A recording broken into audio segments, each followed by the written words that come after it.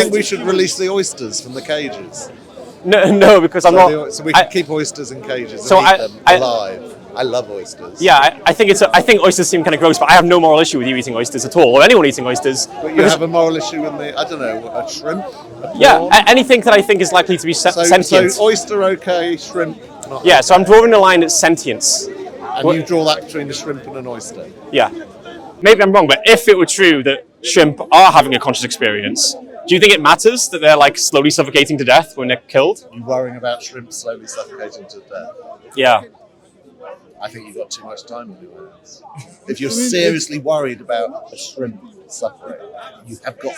This is a first world problem, isn't it? Yeah. The fact that you've got time to think about and worry whether a shrimp is suffering. You seriously are well looked after. Well, thank you. In a luxury middle class, absolutely Western world. I mean, I'm not. You've got time to worry about a shrimp. We are seriously, man. What seriously. Is there something wrong with me being okay? You've got such a luxurious life that you've got time and energy to worry about such shrimp suffering. Yeah, you're spending your time worrying about a shrimp. I worry about any being suffering, including human suffering. I am never in a million years going to worry about a shrimp. Oh, I wouldn't. I don't doubt that for a second. I doubt you. I doubt you've got too much time on your hands, and you live a luxury life. What would you like me to do? When someone lives a very luxurious life. They can. You know nothing about my life. They can bother about all sorts of nonsense. You don't need to be living. You don't need to be living a luxurious life to care about the suffering of animals. There's companies who cut the eyes off shrimps so they breed faster when you do that. And that keeps you up at night, doesn't it? And there are people who have like normal people, not activists. It's a shrimp. It's not an elephant. Oh, so you care about elephants? Oh my God! You must live such a luxurious life to care about elephants. Oh my God! You must be sleeping in silk sheets. You. Well, let's forget about the shrimp then. That's like too far out of your moral circle. It's too weird. But like, but see, that is the supercilious voice of privilege. You're never going to worry about a shrimp, but I am, because I'm a better person. I didn't say that. See, now you're putting words into my mouth. It's nonsense, isn't it? Now you're putting privilege that makes you think you're a better person than me. This is your own insecurities talking. You worry about shrimp. This is your own insecurities you think you're talking. Morally superior. Oh, now you're reading my mind, aren't you? Western white privilege, man. I'm not surprised that you're still here every Sunday for years. Okay. I like my burgers. I like my Kentucky Fried Chicken, mate. Okay. I like my steak. Do you not miss out on that? Do you not miss out on Whopper meals and Happy Meals from McDonald's? Do you not miss out? Do chickens talk to you? Do they complain? I think they can communicate. Yeah. Do fishes complain? Does salmon complain? If I find a mentally disabled human who can't complain, is it okay for me to abuse them? Well, you can't eat them though, can you? Yes, I can. Do you acknowledge that whether or not someone can complain... You can't eat horses either. When you speak about morality, you're speaking about a moral imperative, which is a priority and objective and categorical. That's just not true. You're using the term morality incorrect. Well, you don't think it's a moral problem to torture animals? I don't think it's a moral problem, no. I would like to hear your point first, why you think it's the greatest emergence we have in morality. I think maybe there are two things. Like one thing is the scale.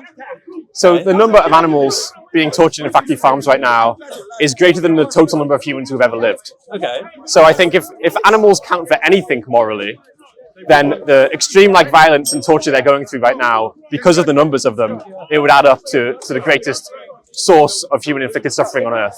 Okay, it's all about abundance and actually having the best possible life. So if I could get a piece of chicken for $1 instead of $2, I would prefer that. But if that decision determines how much suffering the animal goes through. Yeah, because in my view, the animal's value is negligible.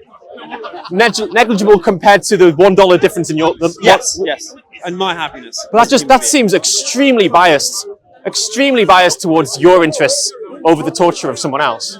Well, I see your point, but in the same time, my argument would be is if you for example, washing your hands murders or kills multi-trillions of microorganisms, but we're okay with them having their lives, because they are living beings, having negligible value. Well, we haven't got scientific consensus that they're sentient beings. Well, what do you mean? What is sentient?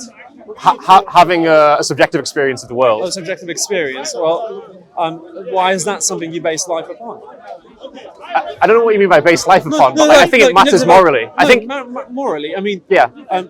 My experience matters to me. Okay, yeah. I think that all value is really rooted in experience of some sentient being.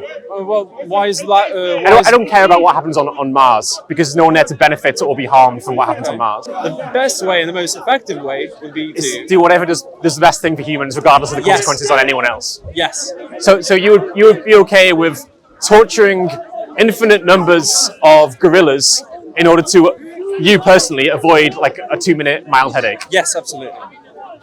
Doesn't that just seem completely insane to you? Why is that insane? If we're going to say that the human child is like incredibly morally important to the extent of like more than a trillion pigs or even infinite pigs, then we have to be able to say like, okay, what is it about them? What is the difference? Like, what is the difference that leads to that? I can't answer that. I can't answer that. You're right. I mean, you can say things like, okay, well, maybe the human child has the potential to have more intelligence than the pig or something.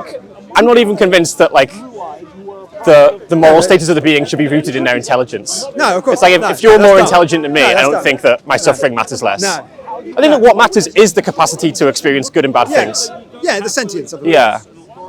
Or statistically speaking, almost every sentient being on Earth is a non-human. Oh, okay. And so there's a whole lot of like experience that just is being ignored. Yeah. And we're living in a culture that is extremely anti-animal, where to even suggest that like a trillion pigs being prioritized over one human is like offensive to people. But we like cats. That's true. Yeah. We fucking love cats. But we're living in a world. So one of the reasons why I think it's a great moral emergency is because of how neglected it is, how much of a blind spot it is. Like if I go down, a bit interesting then. If I go down the street and say like human starvation matters, everyone already agrees with me. But if I say like, oh, there are like billions of animals being tortured, it's a good point. People will just like want to argue against it. No, it's a good point. It feels like a blind moral emergency, an invisible one. Yeah. Like in the same sense that if you go back far enough, people were like indifferent and accepting of slavery. Yeah, I know. I feel like we're now living in a time that is like I agree. indifferent and accepting of extreme violence to animals. I agree. Yeah. All right, I'm done. Cool. Yeah, Thank you so much.